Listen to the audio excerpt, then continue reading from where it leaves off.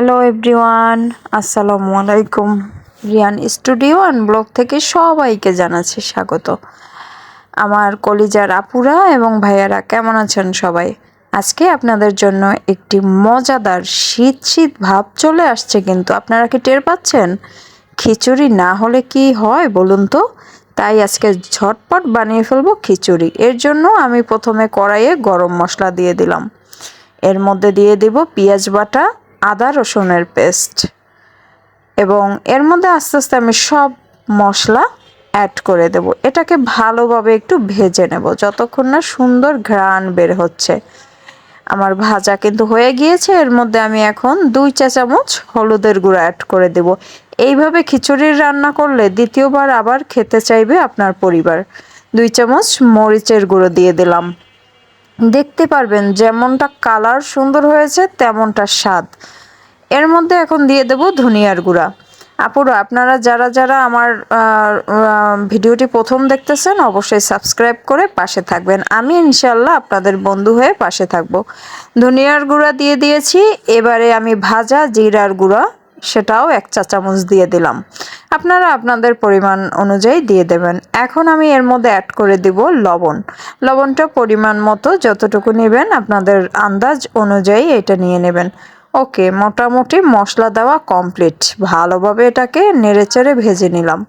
এখন এর মধ্যে আমি কিছু চিকেন দিয়ে দিলাম। চিকেনটা হবে কি স্বাদটা অনেক গুণে বাড়িয়ে দেবে একটা খিচুড়ির। তো যাই হোক, দেখুন তো মশলার কালারটা কি অস্থির, তাই না? স্মেলটা যদি আমি শোনাতে পারতাম বা দেখাতে পারতাম তাইলে আমার আর কষ্ট থাকতো না। খুবই খুবই দুঃখিত যে আসলে এত সুন্দর ঘ্রাণ কাউকে বুঝাতে পারবো না। তো যাই হোক, আমি নেড়েচেড়ে এটাকে ভেজে ভেজে রান্না করব। কোনো পানি অ্যাড করব না, যাতে মাংসটা পুরোপুরি রান্না হয়ে যায়।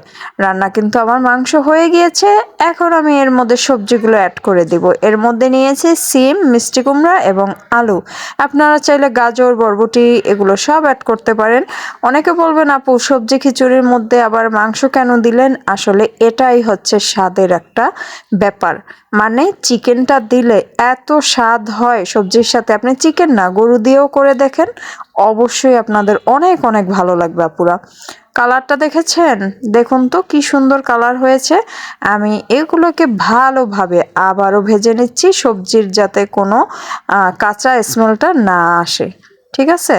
তো ভাজা কিন্তু আমার প্রায় হয়ে যাচ্ছে, এবং এটা মিডিয়াম আঁচে ভেজে নেবেন যাতে করে অনেক বেশি জাল দিলে কিন্তু পুড়ে যাওয়ার সম্ভাবনা থাকে। তো এর মধ্যে আমি চাল এবং ডাল অ্যাড করে দিয়েছি। এটা আমি নর্মাল চাল দিয়ে করেছি। আপনারা চাইলে পোলাওয়ের চাল দিয়ে করতে পারেন এবং অন্য চাল দিয়েও করতে পারেন, তবে আমি নর্মাল চাল দিয়ে করেছি।